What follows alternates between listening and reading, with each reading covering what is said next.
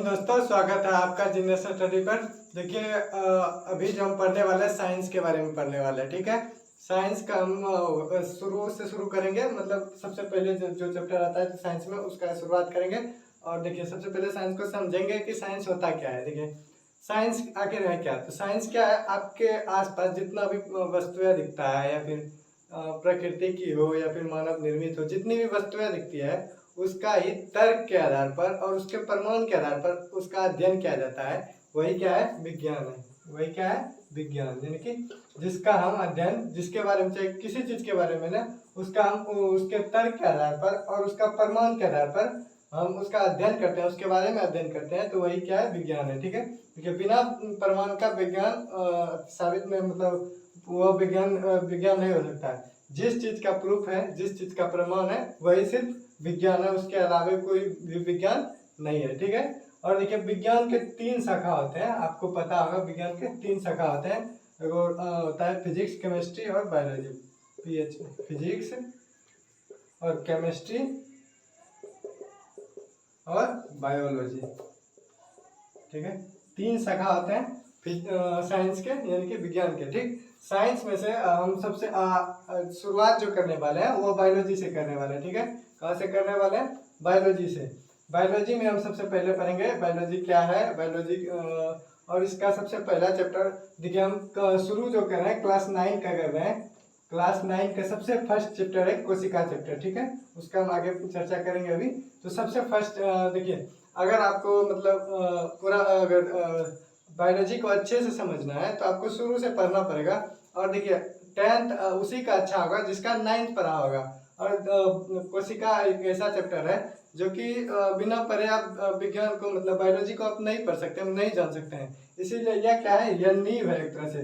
जैसे दीवार खड़ा करते हैं, सबसे पहले आपको नींव धरना पड़ता है, और जब तक नींव नहीं रखिएगा तो दीवार आपका मजबूत नहीं हो सकता है। उसी तरह है कि आप अगर शुरू में 9th अगर नहीं पढ़े हैं तो आपका 10th अच्छा नहीं हो सकता है। और अगर आप 9th में हो या 10th में भी हो तो आपको यह चैप्टर जरूर पढ़ना पड़ेगा, कोशिका। ठीक है, सबसे पहले हम बायोलॉजी से शुरू करेंगे। तो बायोलॉजी क्या होता है, जीव विज्ञान क्या होता है। तो इसका सीधा सपट्टा जवाब है कि सजीवों का अध्ययन जीव विज्ञान कहलाता है। जिसमें कि हम सजीवों के बारे में अध्ययन करते हैं, वही क्या है, जीव विज्ञान है। ठीक है, बायोलॉजी है। और इसके फादर के बारे में आपको पता होगा कि अरिस्टोटल, यानी कि अरस्तु को कहा जाता है जीव विज्ञान का पिता। बायोलॉजी का पिता अरस्तु है। ठीक है, जीव विज्ञान का पता अरस्तु है। इसमें हम सबसे पहले क्या पढ़ेंगे, सबसे पहले बायोलॉजी में पढ़ेंगे हम सबसे पहला चैप्टर जो है क्लास 9 का भी है, कोशिका चैप्टर। ठीक है, तो आइए बिना देर किए हम कोशिका चैप्टर को शुरू करते हैं। शुरू से आप लोग बने रहिएगा, शुरू से पढ़ते हैं।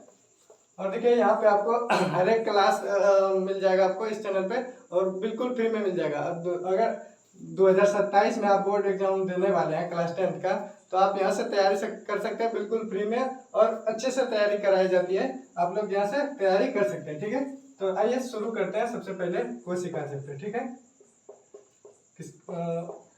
अब देखिए कोशिका क्या है, या फिर कोशिका का खोज कैसे हुआ, या फिर देखिए सबसे पहले आप ये समझिए कि जितना भी आपको सजीव दिखता है, जितना भी सजीव दिखता है, पेड़ पौधा हो गया, कोई पशु पक्षी हो गया, जानवर हो गया, मनुष्य हो गया, जितना भी सजीव दिखता है उसका तो कहीं निर्माण कहाँ से हुआ है, वह बना किस चीज से है। तो ये सबसे पहला आ जाता है, सबसे लास्ट पॉइंट आता है कि कोशिका से।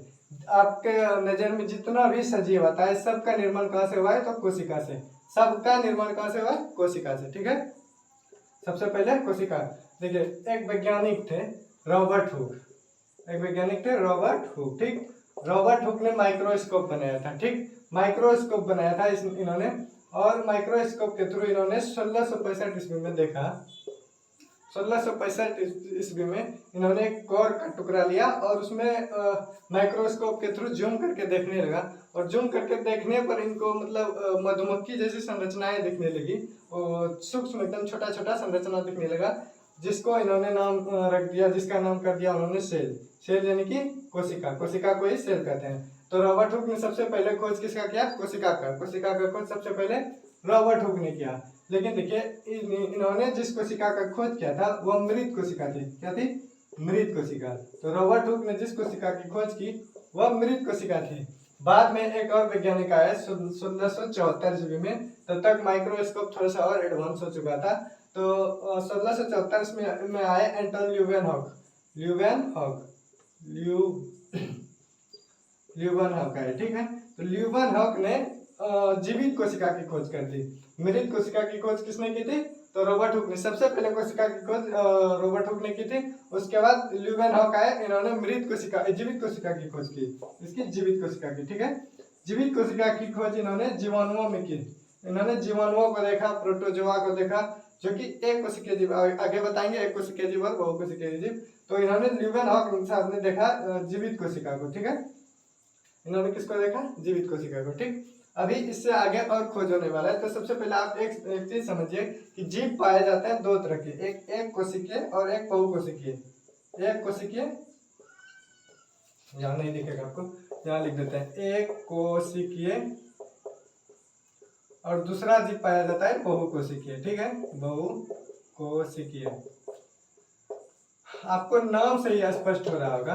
एक कोशिकीय यानी कि जिसका शरीर एक कोशिका से मिलकर बना होता है। जिस जीव का शरीर सिर्फ एक कोशिका से मिलकर बना होता है वह एक कोशिकीय जीव है, और जिसका शरीर अनेक कोशिकाओं से मिलकर बना होता है वह बहुकोशिकीय जीव है। जिसका शरीर एक कोशिका से वह एक कोशिकीय, जिसका शरीर बहुकोशिका से वह बहुकोशिकीय। देखिए इसके बाद क्या होता है, अब आप लोग देखिए होंगे कि देखिए पक्षी रहे, आप एक तुलना कीजिए, एक चूहा का तुलना कीजिए एक मनुष्य, और एक मनुष्य का तुलना कीजिए एक हाथी से। क्या तीनों में कोशिका की संख्या या कोशिका का आकार बराबर रहेगा? तो नहीं। काहे कि देखिए कोशिका, चूहा जो पाया जाता है, चूहा छोटा होता है, उससे मनुष्य बड़ा होता है, मनुष्य से हाथी बड़ा होता है। तो सबसे कम कोशिका, सबसे कम नहीं सॉरी, मतलब मनुष्य के कंपेरेटिवली मतलब कम पाया जाता है चूहा में कोशिका की संख्या मनुष्य की तुलना में कम पाया जाएगा, और वो छोटा होता है, उसका आकार अलग होगा। कोशिका का आकार, चूहा में जो कोशिका पाया जाएगा उसका आकार क्या होगा? अलग होगा, और उसमें कम कोशिका पाया जाएगा मनुष्य की तुलना में। वहीं अगर मानव की बात करें, मनुष्य की बात करें, तो मानव में कोशिका भी पाई जाती है, मानव भी कोशिका से मिलकर बना है, लेकिन इसकी कोशिका की संरचना अलग होगी। इनकी कोशिका की संरचना क्या होगी? अलग होगी। मनुष्य की अलग, चूहा की अलग। और देखिए चूहा से ज्यादा होगा मनुष्य में कोशिका की संख्या। देखिए सबसे पहले चूहा ले लेते हैं, ठीक। चूहा से ज्यादा किसमें होगा? मनुष्य में चूहा से ज्यादा होगा, और मनुष्य से भी ज्यादा किसमें हो जाएगा? हाथी में। एक मतलब कंपेयर कर रहे हैं तुलना में, ऐसे जरूरी नहीं कि हाथी से बड़ा जीव कोई नहीं है, और उससे भी बड़ा जीव है, जैसे ब्लू व्हेल है, उससे भी बड़ा जीव है, तो उसमें कोशिका की संख्या ज्यादा पाई जाएगी।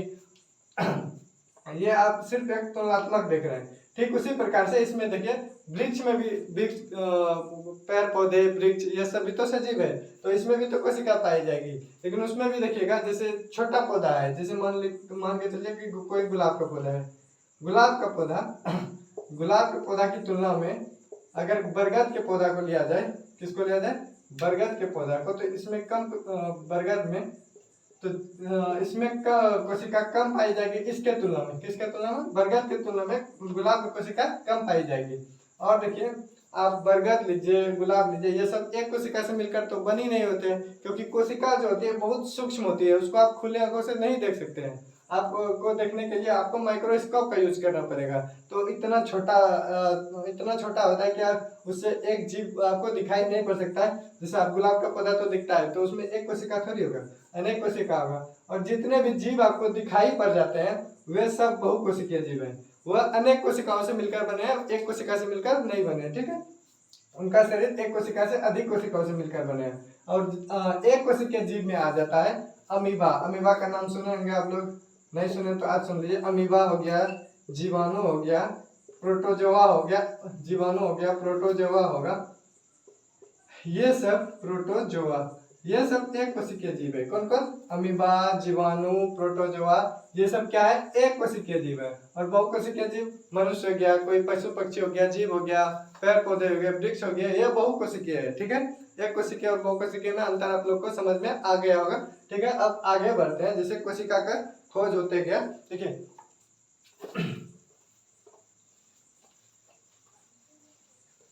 देखिए सबसे पहले तो आए रॉबर्ट हुक साहब, जिन्होंने मृत कोशिका की खोज की। उसके बाद आए ल्यूवेनहॉक साहब, जिन्होंने किसकी खोज कर दी, जीवित कोशिका की खोज। और उन्होंने जीवाणु और प्रोटोजोआ में ये चीज देखा। और जीवाणु और प्रोटोजोआ जो होता है वो मात्र एक कोशिका का मिलकर बना था, मात्र एक कोशिका से। जो देखिए, अगर एक कोशिका से जो जीव मिलकर बना है, जब कोशिका ही नहीं दिखती है तो वह जीव दिखेगा आप लोग को?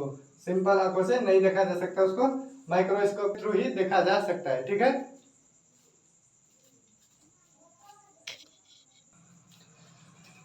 देखिए उसके बाद ल्यूवेनहॉक के बाद आए एक और वैज्ञानिक जिसका नाम था रॉबर्ट ब्राउन। क्या था? Robert brown. रॉबर्ट ब्राउन आए, ठीक है। रॉबर्ट ब्राउन ने क्या देखा, मतलब उन्होंने एक चीज की खोज की, सॉरी, जैसे मान के चलिए ये है एक कोशिका, मान के चलिए ये कोशिका है, ऐसा दिखता नहीं है, ये मान के चलिए कि क्या है, कोशिका है, ठीक है। तो रॉबर्ट ब्राउन साहब ने देखा कि इसके अंदर एक गोल जैसी रचनाएं पाई जाती है, जिसे देखिए ये सिमेट्रिक है, गोल जैसी संरचनाएं पाई जाती है। तो ये गोल संरचना को इन्होंने, रॉबर्ट ब्राउन साहब ने नाम रख दिया इसका केंद्रक। क्या नाम रख दिया? केंद्रक। रॉबर्ट ब्राउन साहब ने क्या बोल दिया इसको? केंद्रक की कोशिका के अंदर एक केंद्रक पाई जाती है, ठीक है। इसके बाद एक और वैज्ञानिक आए, पुरकिंजे। क्या नाम था उसका? पुरकिंजे, ठीक। पुरकिंजे साहब ने बताया कि इसके बाद एक और चीज की खोज की।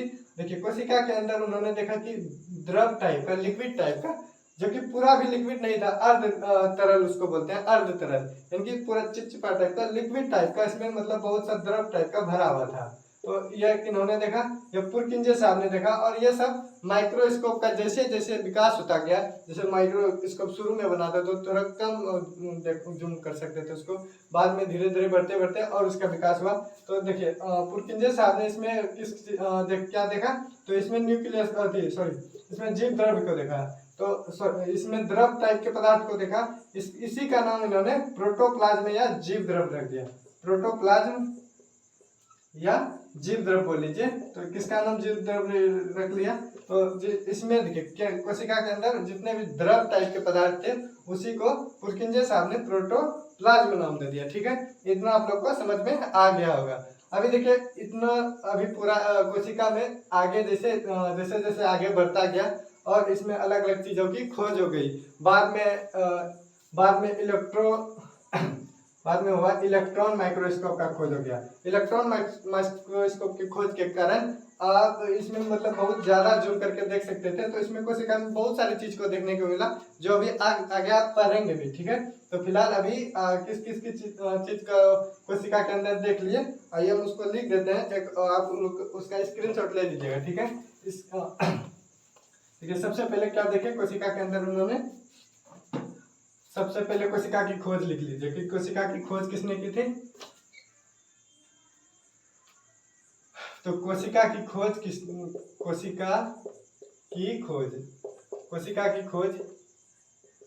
किसने की थी? सर्वप्रथम, तो यहाँ लिख लीजिए, सर्वप्रथम कोशिका की खोज किसने की थी? तो रॉबर्ट हुक साहब, रॉबर्ट हुक ने की। उसके बाद कौन आए? उसके बाद आए ल्यूवेन साहब। इन्होंने जीवित कोशिका की खोज की थी। इन्होंने जिस कोशिका की खोज की थी वो मृत कोशिका थी। आप लोग लिख लीजिएगा, मृत कोशिका, ठीक है, मृत कोशिका। तो ल्यूवेनहॉक साहब आए, इन्होंने जीवित कोशिका की खोज की। जीवित कोशिका की खोज किसने कर दी? तो ल्यूवेनहॉक साहब ने। किसने?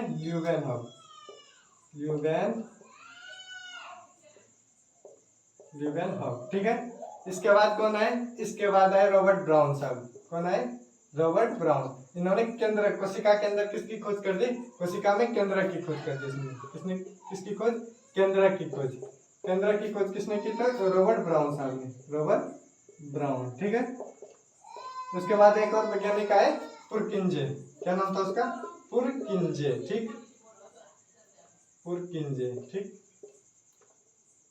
पुरकिंजे आप लोग कॉपी में नोट्स बनाते चलिएगा तो बेहतर रहेगा, ठीक है। आप अपना नोट्स बना के रखिए, ठीक।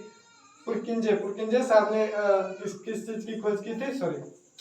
पुरकिंजे साहब ने खोज की थी जीव द्रव्य की। किसकी? जीव द्रव्य को प्रोटोप्लाज्म बोला जाता है, प्रोटोप्लाज्म, ठीक है, प्रोटोप्लाज्म। तो जीव द्रव्य की खोज किसने की थी? तो जीव द्रव्य की खोज की थी क्या नाम? पुरकिंजे साहब, ठीक, पुरकिंजे, ठीक। इतना होने के बाद आप इसको कॉपी में नोट करते चलिएगा, ठीक है। इतना हो गया, उसके बाद आए एक सोन नंबर स्लाइडेन नामक वैज्ञानिक। कौन आए? एक आए स्लाइडेन नामक वैज्ञानिक, ठीक है। स्लाइडेन नामक वैज्ञानिक ने क्या बोला? स्लाइडेन नामक वैज्ञानिक ने बोला कि जितनी भी कोशिकाएं हैं, जितनी भी कोशिकाएं हैं वो जितने भी पेड़ पौधे पादप है, जितने भी पादप है, सबका निर्माण कहाँ से हुआ है? कोशिकाओं से मिलकर बना है। जितने भी पादप पेड़ पौधे जितने भी आपको दिख रहे हैं, सब किससे मिलकर बनाए? तो कोशिकाओं से मिलकर बनाए। अर्थात जितने भी पादप है वह कोशिकाओं से मिलकर बना है। यह स्लाइडेन साहब ने कहा। किसने कहा? स्लाइडेन साहब ने। स्लाइडेन साहब का कथन क्या है कि हर एक पेड़ पौधे, यानी कि हर एक पेड़ पौधे या फिर पादप बोल लीजिए, हर एक पादप का निर्माण किससे हुआ है? तो कोशिका से, कोशिका से हुआ है, ठीक। यह बात किसने बोला? यह बात बोला स्लाइडेन ने। किसने बोला यह बात? स्लाइडेन ने, ठीक है। उसके बाद एक और वैज्ञानिक आए, देखिए ऊपर शायद आप लोग को नीचे कट जाएगा, हम इसको ऊपर लिख देते हैं, ठीक। स्लाइडेन पहले आए थे, इसको मिटा देते हैं, आप लोग नोट करते चलिएगा, ठीक है। सबसे पहले देखिए स्लाइडेन साहब आए थे, तो यह आए थे 1831 ईस्वी में। इन्होंने यह सिद्धांत दिया कि हर एक पादप का निर्माण कोशिका से हुआ है। यह इन्होंने खोज किया। किसने? स्लाइडेन ने। उसके बाद 1838 में आए थे ये, और 1839 में फिर आए एक और वैज्ञानिक, उसका नाम था स्वान। क्या नाम था उसका? स्वान। स्वान नामक वैज्ञानिक ने बताया कि जितने भी जीव है, प्रत्येक जीव का भी निर्माण कहाँ से हुआ है? कोशिका से। प्रत्येक जीव का भी निर्माण, जीव का निर्माण कोशिका से हुआ है, कोशिका से हुआ है। देखिए इन्होंने क्या कहा? स्लाइडेन ने क्या कहा? पहले स्लाइडेन ही आए थे 1838 ईस्वी में, ठीक है। तो स्लाइडेन ने कहा हर एक पादप का निर्माण कोशिका से हुआ है, और स्वान नामक वैज्ञानिक ने कहा कि प्रत्येक जीव का निर्माण कोशिका से हुआ है, ठीक है। तो इन दोनों को मिला के दोनों का मत एक ही है। देखिए क्या है, सिर्फ ये इन्होंने जीव के बारे में बताया, और इन्होंने क्या बताया? पादप यानी कि पेड़ पौधे के बारे में बताया। तो दोनों का सिद्धांत तो एक ही है कि इनका निर्माण कोशिका से हुआ है, इसका निर्माण कोशिका से हुआ है। दोनों को मिला के बनाया गया कोशिका सिद्धांत। किनको किनको? स्लाइडेन और स्वान नामक वैज्ञानिक के कथन को मिलाकर बनाया गया कोशिका सिद्धांत। आप लोग सुने कोशिका सिद्धांत के बारे में? कोशिका सिद्धांत,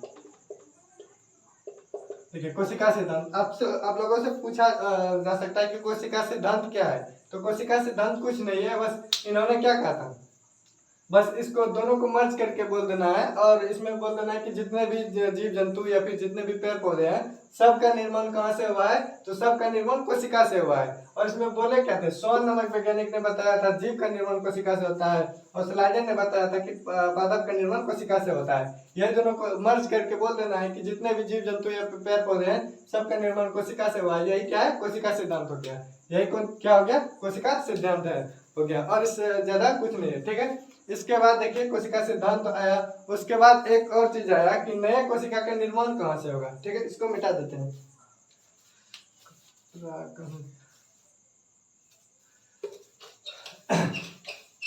इसको मिटा देते हैं। उसके बाद एक और वैज्ञानिक आए जिन्होंने यह बताया कि नए कोशिका का निर्माण कहाँ से होगा। देखिए कोशिका एक है, वह तो सजीव है, वह तो मरेगा भी, हमेशा जीवित तो रहेगा नहीं। तो नए कोशिका का निर्माण कहाँ से होगा?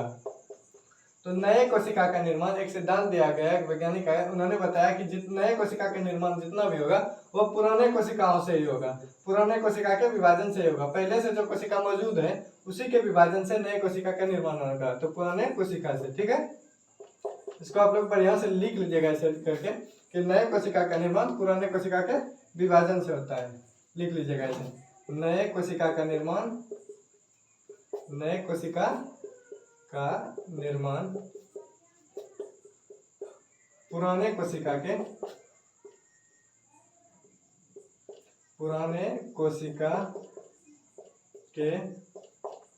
विभाजन से होता है, ठीक है। बस यही क्या है। देखिए आप लोग यहाँ तक मतलब नए कोशिका का निर्माण यह आपको बहुत जगह देखने को मिल जाएगा। आप लोग जब क्लास 9 का एग्जाम दीजिएगा तो यह चीज पूछा जाता है, कोशिका सिद्धांत बताए वह पूछा जाता है, कोशिका का खोज कैसे हुआ, किसने किया वह भी पूछा जाता है। ठीक है, तो आप लोग इसको ध्यान में रखिएगा, यह अक्सर पूछा जाता है। और सिर्फ 9th के एग्जाम में नहीं, आगे आप जितना बढ़िएगा आगे भी पूछा जाएगा आपके कोशिका के बारे में, और ये सब पूछे जाएगी। और कोशिका हर चीज में आ जाती है क्योंकि वह नींव है, तो वह हर जगह आपको देखने को मिल जाएगा, इसीलिए आपको कोशिका पढ़ना बहुत जरूरी है। ठीक है, यहाँ तक आज हम लोगों ने पढ़ लिया। इसके आगे कल जो हम पढ़ाने वाले हैं, कल कोशिका के संरचना के बारे में देखेंगे, कोशिका के संरचना के बारे में, कोशिका के संरचना। ठीक है, और ये कोशिका का संरचना जो चलेगा वो एक दिन नहीं चलेगा। कोशिका का संरचना क्लास 3 से 4 दिन चलेगा, क्योंकि 3 से 4 दिन नहीं, 3 से 4 दिन, हाँ कम से कम 3 से 4 दिन लग जाएगा। इसमें देखेंगे कि कोशिका के अंदर क्या क्या पाया जाता है। ठीक है, एक तो कोशिका इतना छोटा है, उसके अंदर भी बहुत कुछ पाया जाता है। जैसे अभी नाम बताया आपको, एक केंद्रक पाया जाता है, जीव द्रव पाया जाता है, जीव द्रव के अंदर भी बहुत कुछ पाया जाता है, कोशिका झिल्ली पाया जाता है, ये सब एक कोशिका के अंदर पाया जाता है। तो इसकी संरचना के बारे में हम अगले क्लास में डिस्कस करेंगे। आज के लिए इतना ही, मिलते हैं अगले वीडियो में, तब तक के लिए धन्यवाद।